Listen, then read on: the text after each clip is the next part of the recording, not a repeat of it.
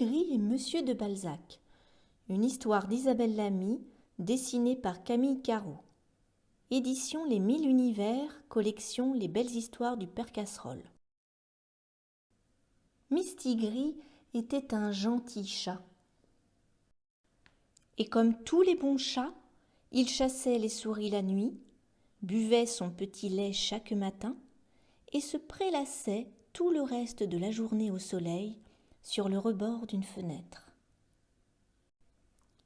Un jour, Angélique, l'aide de cuisine du château de Saché, lui déclara « Mon pauvre Mistigris, je ne peux pas te donner de petit lait ce matin. » Mistigris fit la grimace et insista en miaulant. « Miaou !»« Écoute, mon bon chat, » lui expliqua Angélique. « Monsieur de Balzac est en ce moment au château et il a besoin de lait pour boire son café.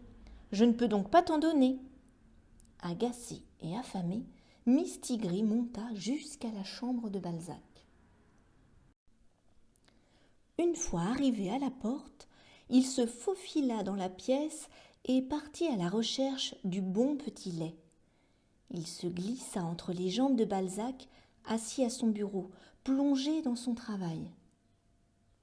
Il gribouillait sur de grandes feuilles de papier des écritures à n'en plus finir.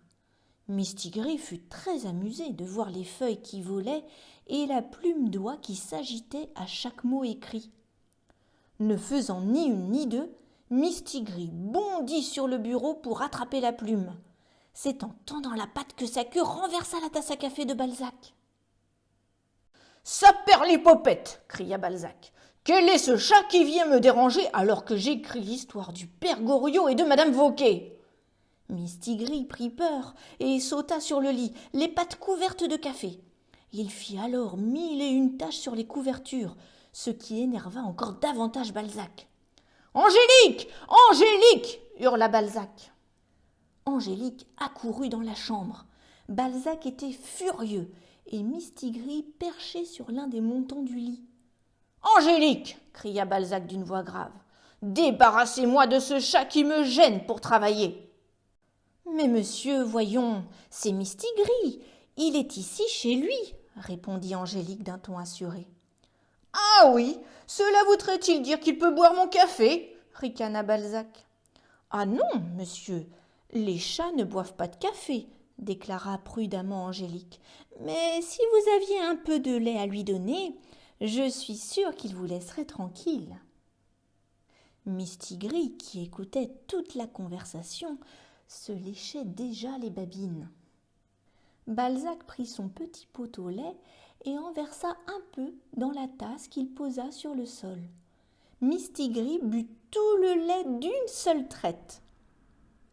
Chaque fois que Balzac revint ensuite travailler au château de Saché, il ne manqua jamais de partager son lait avec Mistigris. Et c'est aussi à partir de ce jour que, dans son histoire du père Goriot et de madame Vauquet, Balzac a raconté les bêtises de Mistigris.